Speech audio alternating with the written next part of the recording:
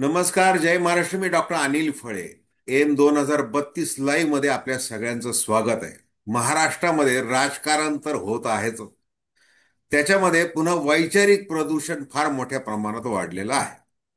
आता संभाजी ब्रिगेडचे प्रवीण गायकवाड यांच्यावर जे 2 दिवसांपूर्वी जो दीपक काटे शिवधर्म फाउंडेशनचे यांनी हल्ला केलेला आहे, जीवघेणा हल्ला केलेला आहे. मुख्यमंत्री देवेंद्र फडणवीस यांनी आरोपींवर कारवाई केली जाईल असं आश्वासन काल विधिमंडळ अधिवेशनामध्ये दिलेलं आहे.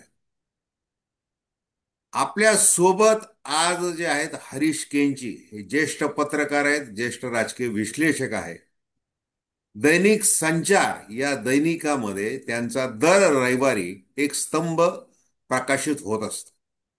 सामाजिक चिंतन ते मांडतात आणि त्यांना याविषयी आपण आमंत्रित केलेलं आहे की संभाजी ब्रिगेड असो, शिवधर्म फाउंडेशन असो आणि एकूणच महाराष्ट्रामध्ये पुरोगामी चळवळ विरुद्ध भारतीय जनता पार्टी, राष्ट्रीय स्वयंसेवक संघ, हा जो काही वैचारिक संघर्ष आहे त्याचे महाराष्ट्राच्या समाज जीवनावर नेमके काय परिणाम होतात, कुठल्या प्रकारचा संदेश जातो, हे आपल्याला त्यांच्याकडून समजावून घ्यायचं आहे. तर हरीशजी, तुम्ही सांगा की पुरोगामी चळवळीचा इतिहास आणि हा जो काही संघर्ष जो रस्त्यावर उतरलेला असतो आणि थेट शारीरिक हल्ले करणे, दंगल भडकावणे वगैरे वगैरे हे सगळे प्रकार होतात. त्यातून साध्य काय होतं आणि तरुणांनी नेमकं काय, कशा प्रकारचा आदर्श घेतला पाहिजे?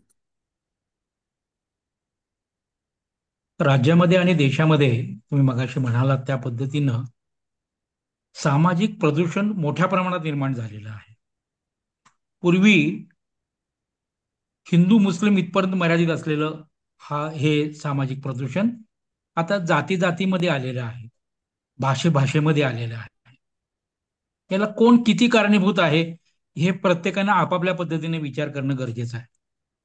परंतु अशा प्रकारचं महाराष्ट्रातलं वातावरण यापूर्वीच्या काळामध्ये कधीही नव्हतं.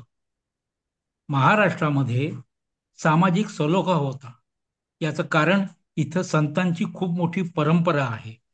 भागवत धर्मामध्ये जी परंपरा सांगितलेली आहे सर्वधर्म समभावाची, सर्व स्तराच्या लोकांना आपल्या पोटाची धरण्याची प्रभू विठ्ठलाची जी भूमिका आहे ती महाराष्ट्राची होती. तो महाराष्ट्र धर्म होता आणि या महाराष्ट्र धर्माला कुठेतरी धक्का लागला आता आणि तो महाराष्ट्र धर्म आता संपुष्टात येतो की काय आणि हिंदू मुस्लिम या वादावर उभं राहतो की काय असं वाटायला लागलेलं आहे. तुम्ही मगाशी म्हणाला ती संभाजी ब्रिगेडच्या प्रवीण गायकवाड यांच्यावर अक्कलकोट, सोलापूर तालुक्यातल्या अक्कलकोट इथं हल्ला झाला. तो हल्ला कसा होता, काय होता, या ज्या दूरचित्रवाणीवरच्या सगळ्या वाहिन्यावरनं आपण पाहिलेला आहे. परंतु त्याची भूमिका काय होती याचा ज्या वेळेला विचार करतो त्यावेळेला ज्यांनी हा हल्ला केला ते भारतीय जनता पक्षाचे राज्य युवा मोर्चाचे राज्याचे चिटणीस आहे, सरचिटणीस आहेत. म्हणजे तुम्ही मगाशी म्हणालात की ते शिवप्रभू का शिवतेज शिवधर्म. फाउंडेशनचे, शिवधर्म फाउंडेशनचे काहीतरी आहेत ते, त्याहीपेक्षा ते भारतीय जनता पक्षाचे आहेत, सत्ताधारी पक्षाचे आहेत. आणि त्यांनी मला वाटतं एक काही महिन्यांपूर्वी इंदापूर तालुक्यामध्ये एकाच वेळी 52 शाखांचं उद्घाटन त्यांनी केलं होतं. त्यासाठी बावनकुळे तिथे आलेले होते. त्यामुळे त्यांच्याशी जी घसट आहे ती खूप मोठी आहे. दीपक काटे हे त्यांचं नाव. दीपक काटे यांच्या संदर्भामध्ये सांगायचं झालं तर वृत्तपत्रातून, दूरचित्रवाणीच्या वाहिन्यातून सारं काही आलेलं आहे. त्यांनी आपल्या चुलत भावाचा जसा खून केला जमिनीसाठी, जागेसाठी, आई वडिलांच्या जी जमीन होती ती विकून त्यांना विपन्नावस्थेत नेलेलं आहे. छोट्या मोठ्या अनेक गुन्हेगारी कारवाया त्यांनी केलेल्या आहेत. त्यांनी खुनाच्या प्रकरणामध्ये 7-8 वर्षाची शिक्षा भोगलेली आहे. येरवडा कारागृहात ते होते. परंतु त्यांना देखील रिव्हॉल्व्हरचं लायसन पोलीस खात्याने दिलं, ते कसं दिलं, काय दिलं, या संदर्भात एक संशयाला वातावरण खूप मोठं आहे तिथे. जानेवारीमध्ये त्यांना पुण्याच्या विमानतळावर पकडलं त्याला. त्यावेळेला त्यांच्याकडे एक रिव्हॉल्वर आणि 26 का 28 काडतुसं सापडली, जिवंत काडतुसं सापडली. त्याचं पुढे काय झालं काय माहित नाही. हा माणूस बाहेर फिरतोच आहे, पॅरोलवरच फिरतोच आहे.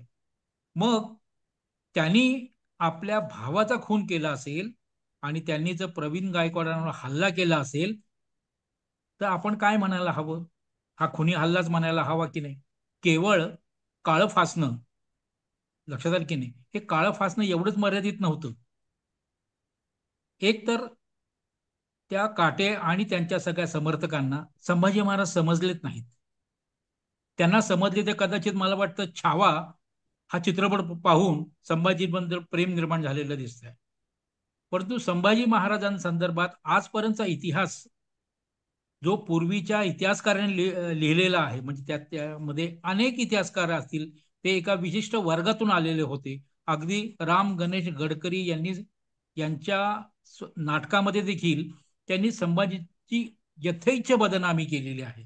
ते बदफैली होते, बायांचा वेळ त्यांना होतं, ते दारुडे होते, अशा पद्धतीनं अत्यंत घाणेरडं त्यांनी लिहिलेलं होतं. त्याच्याबद्दल कधीही कुणीही काही बोललेलं नाही. परंतु हा सगळा इतिहास पुसावा म्हणून प्रवीण गायकवाड यांनी या संदर्भामध्ये छत्रपती शिवाजी महाराज आणि छत्रपती संभाजी महाराज यांचा इतिहास पुन्हा नव्यानं लोकांसमोर यावा, यासाठी इतिहासकारांशी वाद घालून, इतिहासकारांची चर्चा करून त्यांनी नवा इतिहास सामान्य माणसाला पोहोचवला होता.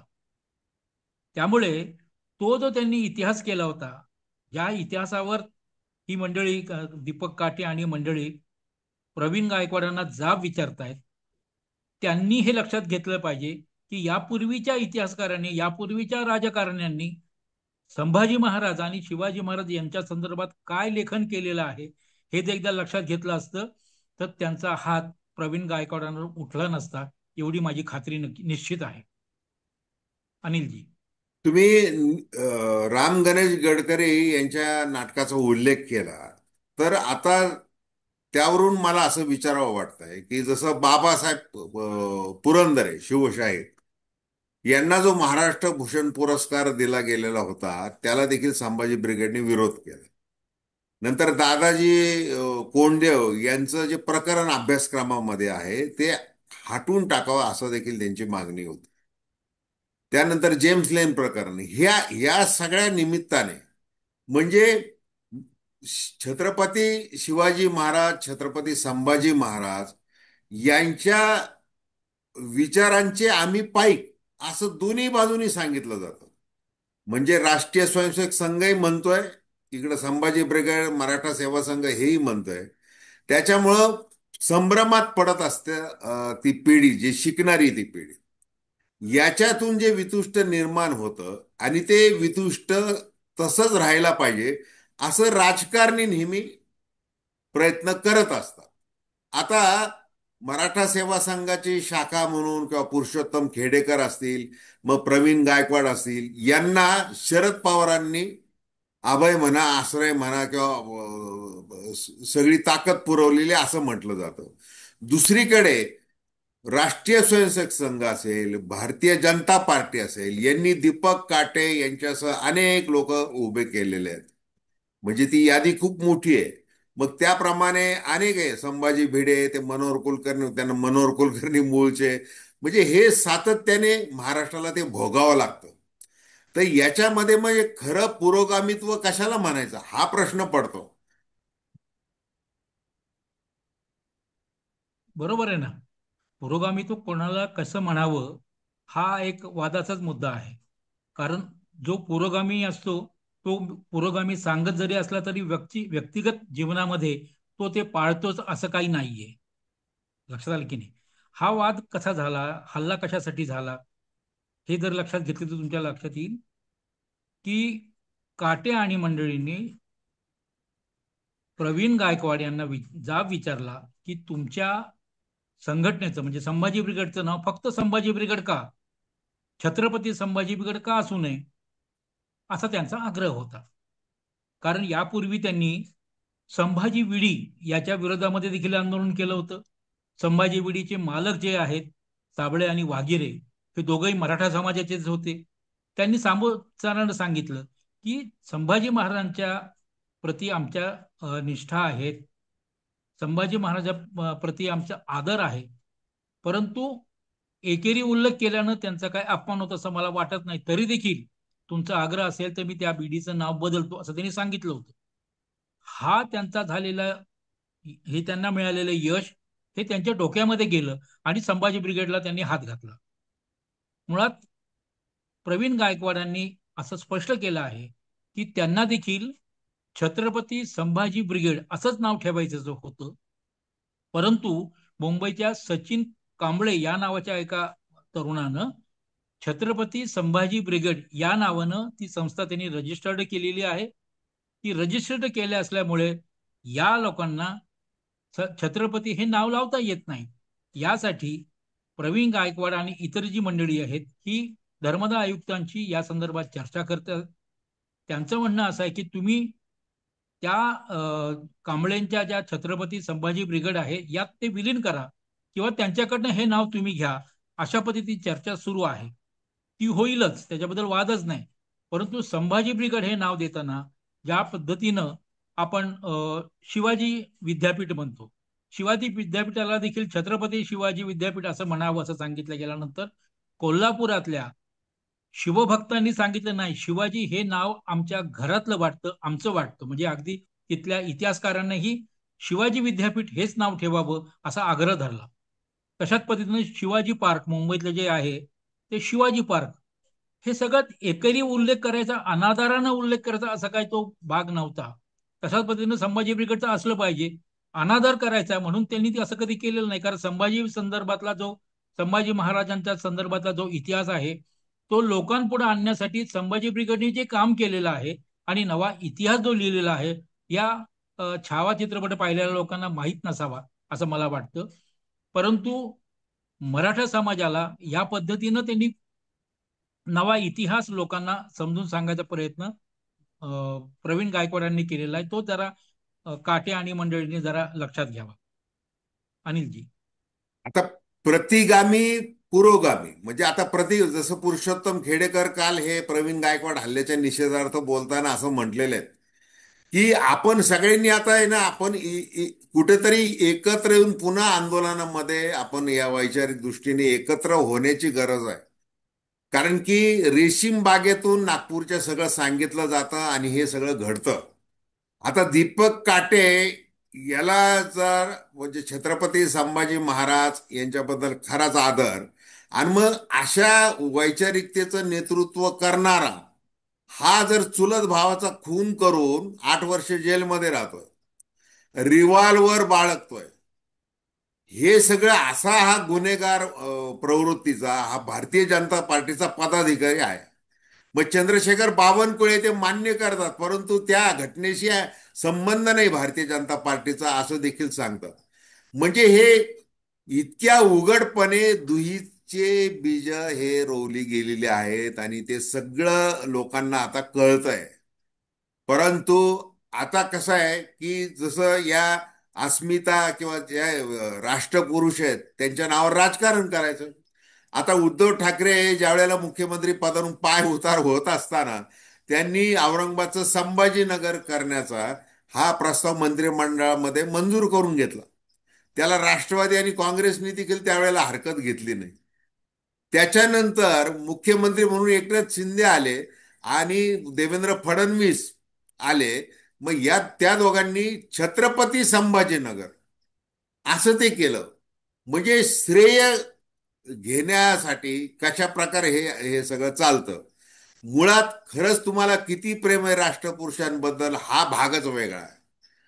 मग आता 12 त्या गडकोट म्हणजे गडांना ती वैश्विक वारसा म्हणून मान्यता मिळाली. मग त्याच्याबद्दल आनंद हा प्रत्येक महाराष्ट्रीयन माणसाने व्यक्त केलाच पाहिजे, त्याच्याबद्दल दुमत असण्याचं काही कारण नाही. परंतु कुणी केलंय, काय केलंय, मागच्यांनी काय केलं नव्हतं वगैरे हे जे सगळं बोललं जातं आणि हे कलुषित राहावं नेहमी वातावरण. म्हणजे आपल्या राजकारणासाठी नेहमी आपल्याला आपली पोळी भाजून घेता यावी या पद्धतीचं ते चालतं. आता बघा, पुरोगामी चळवळ म्हणलं की आपण अगदी महात्मा फुले, शाहू आंबेडकर, हे जे काही महाराष्ट्राचा सगळा जो गेल्या 1.5-2 शतकातला इतिहास आहे, तो सगळा आपण तो पट समोर मांडत असतात प्रत्येक जण. पण ते सुद्धा मग काय होतं की दोन्ही बाजूनी जातीयवाद कसा वाढला. आता मराठा आरक्षणावरून मोर्चे निघायला लागले 2016 मध्ये. मग त्यावेळेला लगेच सुरू झालं की देवेंद्र फडणवीस मुख्यमंत्री झाल्यानंतरच हे कसे निघतात, काय निघतात वगैरे, हे ते सगळं बोलणं झालं. आता 2025 आहे, आजही तेच आहे. आता मनोज जरांगे पाटील 29 ऑगस्टला आता मोर्चा काढणार आहे. मग ते मुंबईला जाऊन धडकणार आहेत. मग आता त्यांनी ठरवलेलं आहे की आपल्याला आता म्हणजे केल्याशिवाय माघारी, आता ते पदरात पाडून घेतल्याशिवाय आता माघारी फिरायचं नाही. म्हणजे मग आता एकूण काय परिस्थिती निर्माण होऊ शकते या सगळ्या बद्दल तुम्ही काय सांगू शकाल? नाही बघा, सत्ताधाऱ्यांना नेहमी फोडा, जोडा, सत्ता करा, हे सगळं चाललेलं असतं. त्यांना हे एकत्र एकसंघ कुणी होणं पटत नसतं, किंवा त्यांना ते अडचणीचं ठरत असतं. म्हणजे ब्रिटिशांनी जी नीती वापरली होती, ती सध्याचे राजकारणी वापरतायत असं मला तरी वाटतं. याचं कारण लक्षात येईल की तुम्ही आता जरांगे पाटलांच्या संदर्भात सांगितलं. त्यांना विरोध करणारे मराठा समाजामधलीच मंडळी होती. ती कुठल्या पक्षाची होती? त्यांना पुढं कोणी केलेलं होतं? आणि त्यांचा त्यावेळेचा जो मुद्दा होता, तो झालाय का पूर्ण? तो अद्याप झालेला नाही. त्यासाठी पुन्हा मोर्चा काढतायत, हा एक मुद्दा. दुसरं असं की सत्ताधाऱ्यांना सत्ता टिकवण्यासाठी फोडा, झोडा, तोडा, हे करावंच, केलंच त्यांनी. तुमच्या लक्षात आलं का? शिवसेनेचं शकलं केली 3, राष्ट्रवादी काँग्रेसची शकलं केली. महाराष्ट्रातले हे पक्ष कमकुवत करून आपली सत्ता राबवली. परंतु हे करताना याच पक्षातली काही मंडळी, जी बहुजन समाजाला मान्य होती, पुरोगामी विचार मानणारी होती, मराठा समाजाला मानणारी होती, ही मंडळी सत्ताधाऱ्यांबरोबर गेली, भारतीय जनता पक्षाबरोबर गेली. मग राहिलं कुठे आता पुरोगामित्व आणि त्यांचं प्रतिगामित्व? काहीच नाही.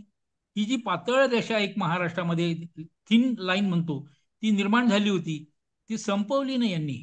फुले, शाहू, आंबेडकर यांचा विचार जो आहे, तो महाराष्ट्रामध्ये रुजला पाहिजे, वाढला पाहिजे, आणि तो सामान्य लोकांपर्यंत पोहोचला पाहिजे.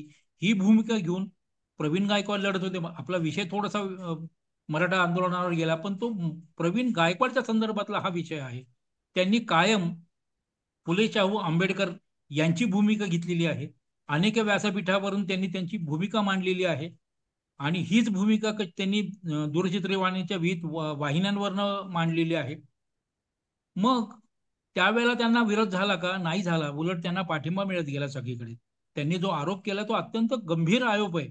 म्हणजे पानसरे, त्याच्यानंतर गौरी लंकेश आणि दाभोळकर यांचा जसा, ज्याची जशी हल्ला केला आणि मारून टाकलं त्यांना, तशा पद्धतीनं मलाही मारायचा त्यांचा प्रयत्न होता. हा जो आरोप आहे तो गंभीर आरोप आहे.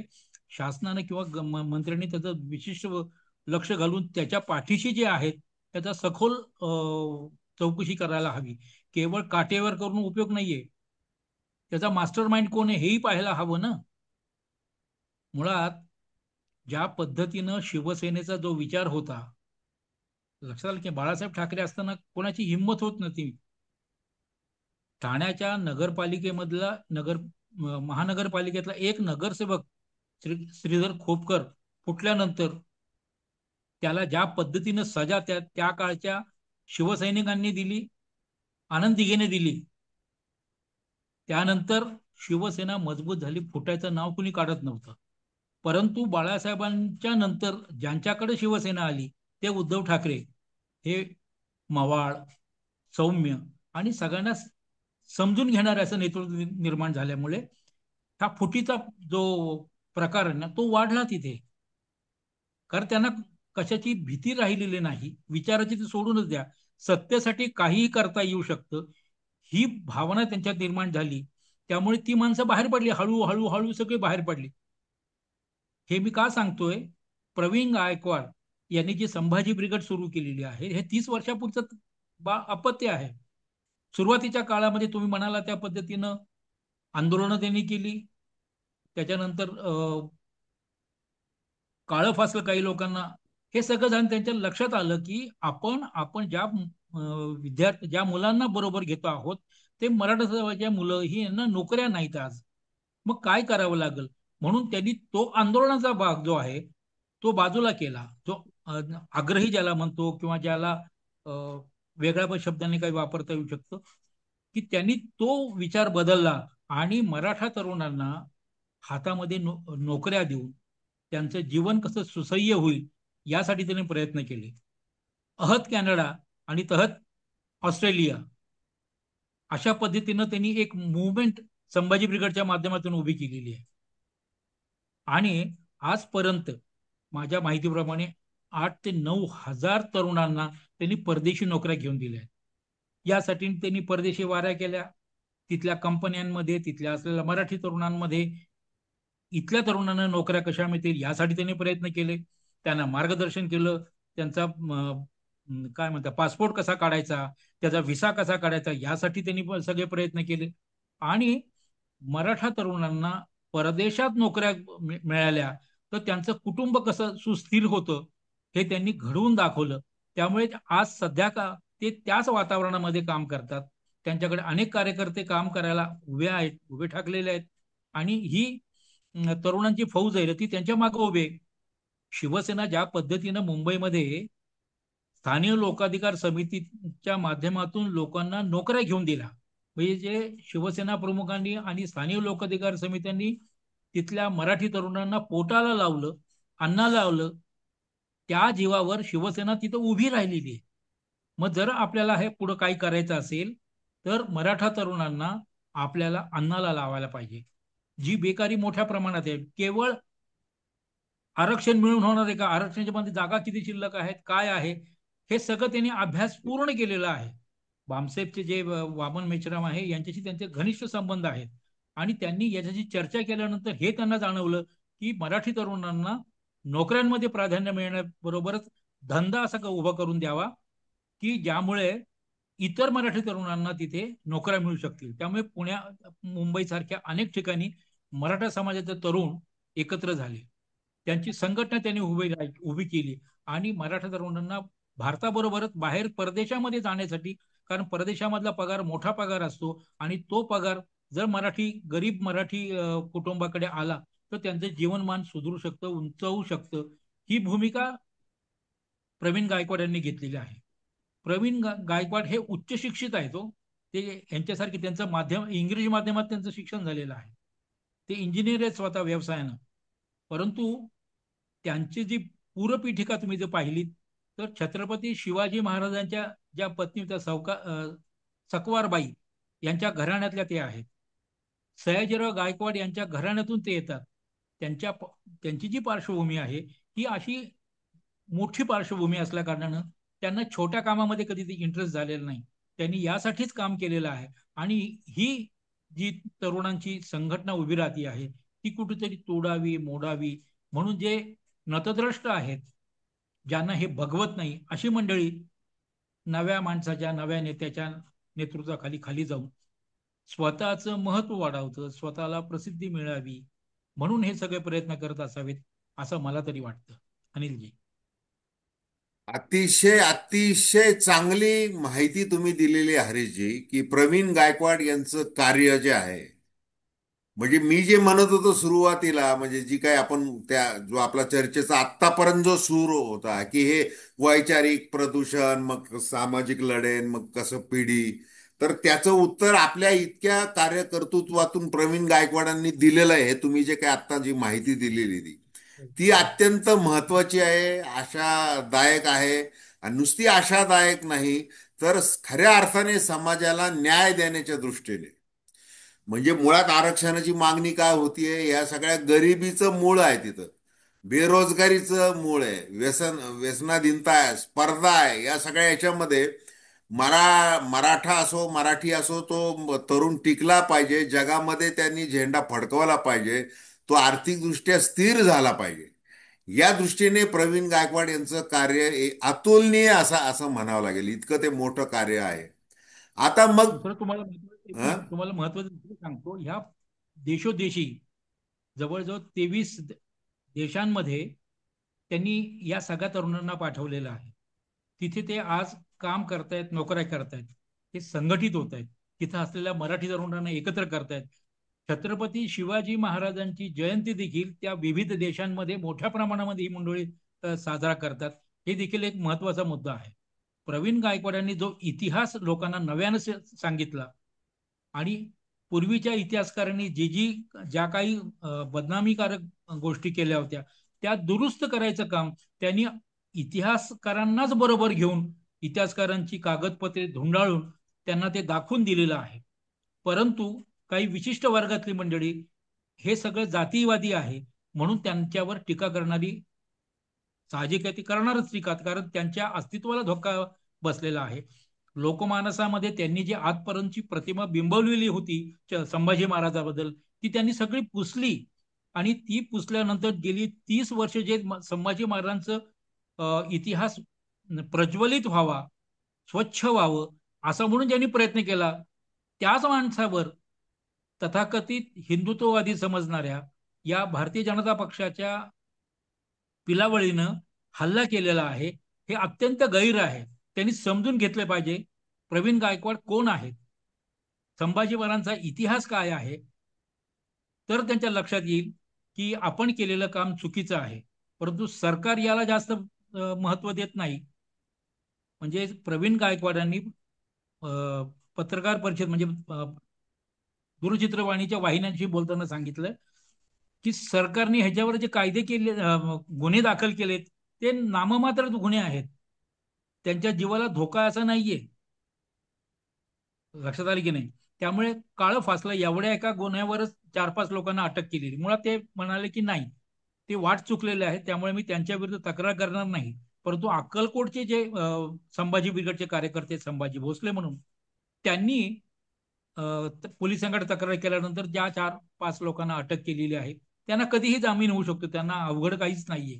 परंतु संभाजी ब्रिगेडच्या प्रवीण गायकवाडांचं म्हणणं असं आहे की याचा जरा सखोल चौकशी व्हावी, याच्या पाठीमागचं मास्टर माइंड कोण आहे ते पाहिलं गेलं पाहिजे. दुसरं त्यांनी असं सांगितलंय की मी छत्रपती संभाजी ब्रिगेड करावं अशाच मताचा मी आहे, परंतु कायदेशीर काही अडचणी आहेत, त्या अडचणींमुळे मला ते शक्य होत नाहीये. पण हे मी आज का होईना उद्या का होईना पण ते जर आमचं काही पॅचअप झालं तर ते आम्ही निश्चितपणे करू, कारण ते आमचं मत आहे असंही त्यांनी सांगितलेलं आहे. अनिलजी. ते दीपक काटेंनी जे काही कृत्य केलेलं आहे ते म्हणजे ते जीव घेण्याचा प्रयत्न हे जे म्हणतात ते अगदी बरोबर आहे. कारण तो जो व्हिडिओ जो प्रसारित झालेला आहे त्या व्हिडिओमध्ये स्पष्ट दिसतंय. म्हणजे आधी त्यांच्या अंगावर एक निषेध म्हणून तुम्ही शाई ओतली, त्याच्यानंतर ते गाडीमध्ये बसले, त्यांच्या त्या गाडीमधून त्यांना ओढून काढलं जात होतं. ते खेचून स्पष्ट काढलं ती बाहेर. दांडगाई सगळी ती दिसतीये ती सगळी. आणि दीपक काटेची जी गुन्हेगारी पार्श्वभूमी आहे त्याच्यावरून त्याचा तो काय डाव असू शकतो हे काही वेगळं सांगायची गरज नाही. त्याला ती बरोबर. शक्ती प्रदर्शन करायचंय, कारण त्याला सत्ताधाऱ्यांचे आशीर्वाद हे खरं कारण आहे. त्याच्यामुळे आपण बरं का हरीशजी, आपण विशिष्ट मंडळी वगैरे असं काही म्हणायचं गरज नाही. आता हे सगळं उघड दिसतंय लोकांना. म्हणजे हो याच्यामधून हो. कोण फूस लावतंय, कोण कुणाला हे करतंय.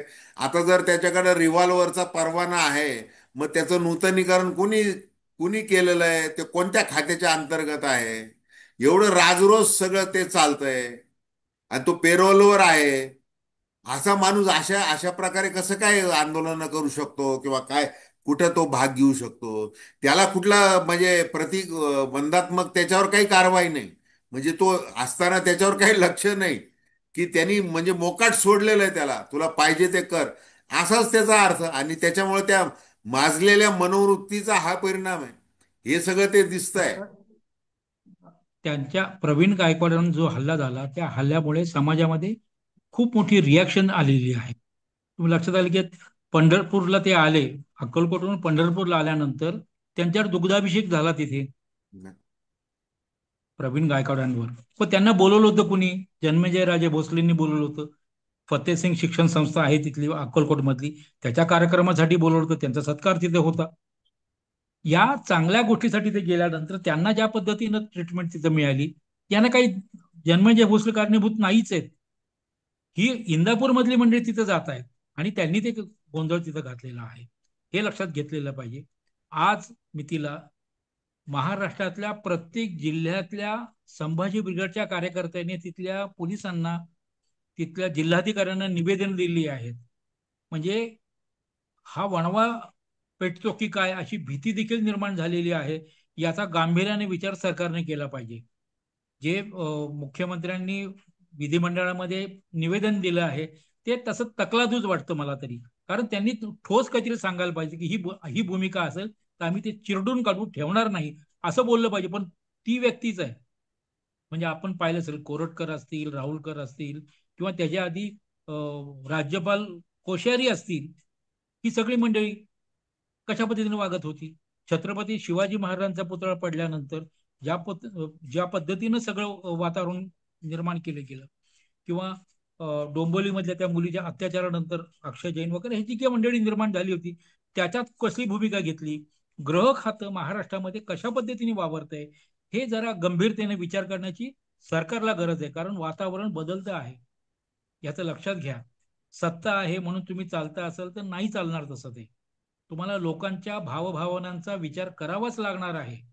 तुम्ही नको त्या गोष्टी राबवणार असाल, नको त्या गोष्टी बिंबवणार असाल, तुम्हाला शिवछत्रपतींचा इतिहास बदलायचा आहे का?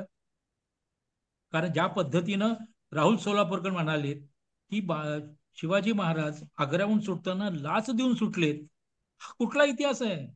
त्याच्यात कागदपत्र काय आहेत मला सांगा ना. पुरावे आहेत का? नाही. पण त्यांना ते कमी करायचं आहे. लक्षात घ्या, त्यांचा जो इतिहास आहे तो पुसायचा आहे. त्यांना बाजीराव पेशव्यांचा इतिहास मोठा करायचा आहे. म्हणून पुण्याच्या रेल्वेला बाजीरावांचं नाव द्या असं मागणी होती आहे. बाजीरावांचं महत्व वाढावं आणि शिवाजी महाराजचं कमी व्हावं. बाजीरावांनी अटकेपार झेंडे रोवले होते असं सांगितलं जात असताना त्याची पायाभरणी शिवाजी महाराजांनी केली होती हे मात्र सोयीस्कर विसरलं जातं. शिवाजी महाराजांच्या अष्टप्रधान मंडळामध्ये जी काही मंडळी होती त्या मंडळी नंतरच्या पद्धतीनं संभाजी महाराजांना किती छळलं, काय छळलं, हा इतिहास आहे ना. ती छळणारे कोण होते याचाही विचार या काटे मंडळींनी किंवा त्याच्याशी संबंधित असलेल्या मंडळींनी करायला हवा. आणि खरा इतिहास जाणून घेऊन मग पुढच्या कारवाई करावी हवी. थोडासा तरी अभ्यास असता तर प्रवीण गायकवाडांना हल्ला झाला नसता. कारण प्रवीण गायकवाडांनी हा संबंध इतिहास बदलण्याचा प्रयत्न त्यांनी केलेला आहे. लोकांसमोर सत्य आणि सत्य हेच आणण्याचा प्रयत्न केला असताना देखील त्यांच्या असा हल्ला होतो, हा दुर्दैवीच म्हणायला हवा. चला, धन्यवाद हरीशजी. आपली वेळ संपलेली आहे, त्याच्यामुळे आपल्याला थांबावं लागणार आहे. माझी बर, दर्शकांना एकच विनंती. बोला. एकच माझी विनंती आहे राज्य सरकारला, मुख्यमंत्र्यांना आणि गृहमंत्र्यांना, हे प्रकार जसे हळूहळू होत आहेत, वाढतायत, याच्यावर कुठेतरी पायबंद घातला गेला पाहिजे. तुम्ही जो जनसुरक्षा कायदा आणला तो फक्त डाव्यांसाठी आणलेला आहे. कायद्यामध्ये बदल करता उजव्यांसाठी पण तुम्ही आणा ना. हे अतिरेकीच आहेत ना, उजवे अतिरेकीच आहेत. अशा शाहिस्ते खानाला, शाहिस्ते खानांना आवरा, अशी माझी शेवटची विनंती आहे. नाही, त्याच्यात आता अजून एक आहे बघा, ते उज्ज्वल निकम जे आता ते राष्ट्रपती नियुक्त खासदार झालेले आहेत, त्यांचा लेख प्रकाशित झालाय आजच. त्यांनी सांगितले की बुद्धिजीवी त्याच्यामध्ये आले, बोलले, व्यक्त झाले यानं त्या प्रकारे, तरी त्यांच्या विरुद्ध हा कायदा आहे असं त्यांनी ते म्हणजे बुद्धिजीवी वर्ग येतोय तो, त्याला हेच देखील 10वी हा या अनुच्छेदाचा कायद्याचा अर्थ आहे ना. वापर होणार आहे असा इशारा दिलेला हो आहे. काय? हो हो. तर धन्यवाद हरीशजी. आणि माझी दर्शकांना विनंती आहे की आपली मतं जी आहे ती आवर्जूनपणे कॉमेंट बॉक्समध्ये लिहावीत आणि हे चॅनल सबस्क्राईब करावं. धन्यवाद. आवरा, शाहिस्ते खानाला आवरा. धन्यवाद. धन्यवाद.